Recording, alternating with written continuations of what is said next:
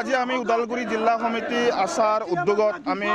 ওদালগুৰি উপায়ুক্ত মহোদয়ৰ কাৰ্যালয়ৰ সন্মুখত আমি দুঘণ্টীয়া ধৰ্ণা কাৰ্যসূচী আমি ৰূপায়ণ কৰিছোঁ যিহেতুকে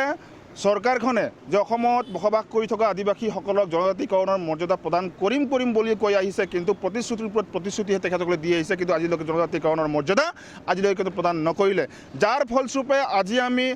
আদিবাসী ছাত্ৰ সন্থা কেন্দ্ৰীয় সমিতিৰ নিৰ্দেশ মৰ্মে আজি ওদালগুৰি জিলা সমিতি আচাৰ হৈ উপায়ুক্ত মহোদয়ৰ কাৰ্যালয়ৰ সন্মুখত আজি আমি দুঘণ্টীয়া ধৰ্ণা কাৰ্যসূচী আমি ৰূপায়ণ কৰিছোঁ আৰু এই কাৰ্যসূচীৰ যোগেদি আমি অসম চৰকাৰ আৰু ভাৰত চৰকাৰক আমি কৈ দিব বিচাৰিছোঁ আৰু সংবাদ দিব বিচাৰিছোঁ যে অতি শীঘ্ৰেই চৰকাৰখনে অসমত বসবাস কৰি থকা আদিবাসী জনগোষ্ঠীৰ এই ওৰাং মুণ্ডা চাওতাল গড়খেৰীয়া কুল ভিল ভূমিসকলক অতি শীঘ্ৰেই জনজাতিকৰণৰ মৰ্যাদা প্ৰদান কৰিব লাগে আৰু যিহেতুকে 125th বিল 2019ৰ অধীনত যিটো যোগেদি অতি শীঘ্ৰে আদিবাসীসকলক জনজাতিকৰণৰ মৰ্যাদা প্ৰদান কৰিব লাগে তাৰ লগতে অসমত বসবাস কৰি থকা আদিবাসীসকল যিহেতুকে পাহাৰীয়া অঞ্চলে হওক বা বনাঞ্চলবিলাকত যিহেতুকে বসবাস কৰে আৰু চাহ বাগিচা অধিকৃত অঞ্চলত বসবাস কৰা চাহ শ্ৰমিকসকলক অতি শীঘ্ৰেই ভূমিপট্টা প্ৰদান কৰিবৰ কাৰণে আমি সজোৰে দাবী উত্থাপন কৰিছোঁ তাৰ লগতে যিহেতুকে সাম্প্ৰতিক সময়ত আমি দেখিবলৈ পাইছোঁ আদিবাসী জনগোষ্ঠীক যিহেতুকে TGL আৰু XTGL হিচাপে যিহেতুকে কাষ্ট চাৰ্টিফিকেট যিহেতুকে দি থকা হৈছে আমি দাবী উত্থাপন কৰিছোঁ যে অতি শীঘ্ৰেই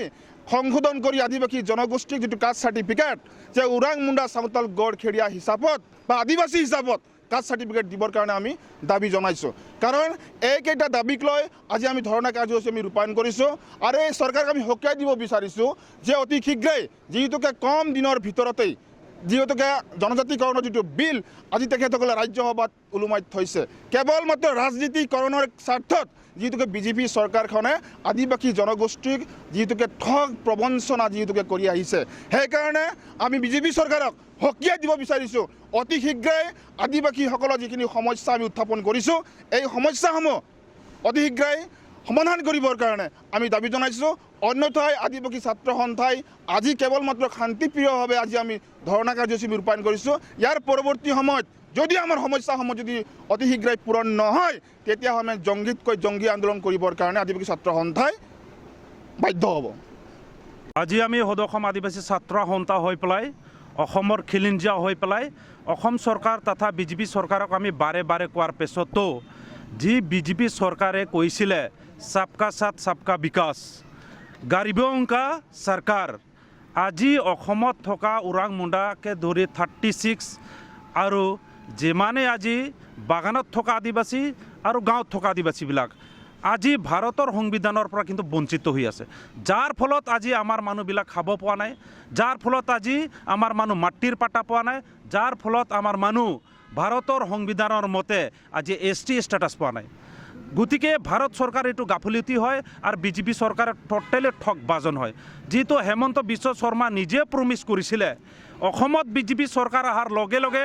আমি এই 36 আদিবাসীবিলাকৰ যিটো নেকি বিল পেণ্ডিং আছে 2019ৰ বিলটো আমি বিলটো উত্থাপন কৰি পেলাই ওৰাং মুণ্ডাকে ধৰি 36 জনগোষ্ঠীক আমি ST দিয়াই দিম আৰু 21টা জনগোষ্ঠীক যিকেইটা SCত পৰে SC দিয়াই দিম বুলি কৈছিল কিন্তু আজি একেবাৰে মিছলীয়া আজি 10 বছৰ উকিলি গ'ল 15 বছৰ হ'ব ধৰিছে কিন্তু এটা কাম কৰি দিব পৰা নাই আজি আমি হেমন্ত বিশ্ব শৰ্মা ডাঙৰীয়াক ক'ব খোজোঁ আদিবাসীৰ কাৰণে আপুনি ভাৰতৰ সংবিধানক ধৰি পেলাই আপুনি কোনটো কাম কৰিছে এই বাগানৰ হাজিৰা বঢ়াই দিলে আদিবাসী জাতি নাবাচে এই ক'তবা ৰংগমঞ্চ বনাই দিলে আদিবাসীৰ জাতিটো নাবাচে ক'তবা আদিবাসীৰ ঝুমুৰ নাচাই দিলে জাতিটো নাবাচে তাৰ কাৰণে পাৰ্মানেণ্ট সলিউশ্যন লাগে আৰু পাৰ্মানেণ্ট সলিউশ্যন হিচাপত আমি ভাৰতৰ সংবিধানকে ধৰি পেলাই কৈছিলোঁ যে আদিবাসীবিলাকক ST ষ্টেটাছ দিয়াই দিয়ে তেতিয়াহে আদিবাসী বাচিব তাৰ লগতে যিটো মাটিৰ অধিকাৰ 1886 চেপ্টাৰ 10 সেইটোও আমাৰ কাৰণে ইমপ্লিমেণ্টেশ্যন কৰাই নিদিলে যিটো বিল আজিও পেণ্ডিং হৈ আছে কিন্তু আজি তেখেতে গমেই নাপায় যে আদিবাসীৰ মাটি যে আজি আমি ভূমি পাট্টাই পোৱা নাই আজি আপোনালোকে কওক 6 শিডিউলৰ কথা তো কয় এইটো যে বাহানা হয় 6 শিডিউলৰ কথাটো আছে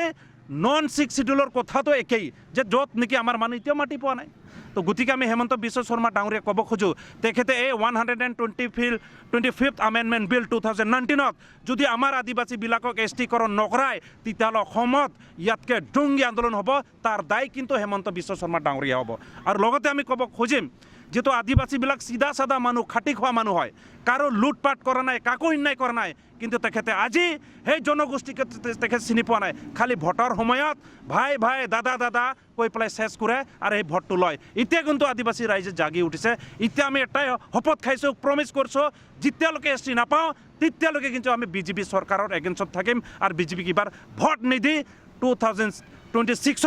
যাতে বিজেপি চৰকাৰক অসমৰ পৰা কেনেকুৱা আমি ইয়াৰ পৰা খেদিব পাৰিম সেইটো আমি প্ৰতিশ্ৰুতি লৈ আছোঁ লগতে যেনেকৈ বিজেপি চৰকাৰক আনিবৰ কাৰণে আমি নিজেই অপেনলি লাগিছিলোঁ কেম্পেইন কৰিছিলোঁ ঠিক তেনেকৈ বিজেপি চৰকাৰে যদি আমাৰ এছটিকৰণ কৰাই নিদিয়ে এই 125th এমেণ্ডমেণ্ট বিলত তেতিয়াহ'লে বিজেপি চৰকাৰে ৰেডি হওক 26ত তেখেতসকলক আমি খেদিবৰ কাৰণে আমি ৰেডি হৈ আছোঁ তাৰ দায় কিন্তু হেমন্ত বিশ্ব শৰ্মা ডাঙৰীয়া হ'ব তাৰ দায় আমি নহয় আমি অপেনলি কেম্পেইন কৰিছিলোঁ তেখেতৰ লোকে আমি জাবান যিটো দিছিলোঁ যিটো আমি জবন দিছিলোঁ আমি প্ৰমিছ কৰিলোঁ সেইটো শেষ কৰিলোঁ আৰু ৰেচপেক্ট দিলোঁ তেখেতে কিন্তু যিটো জবন দিছিলে এই জবন কিন্তু মিছলীয়া হ'ল আৰু তেখেতৰ জবনৰ একো ভেলু নাই আৰু তেখেতসকলে সঁচাকৈ যে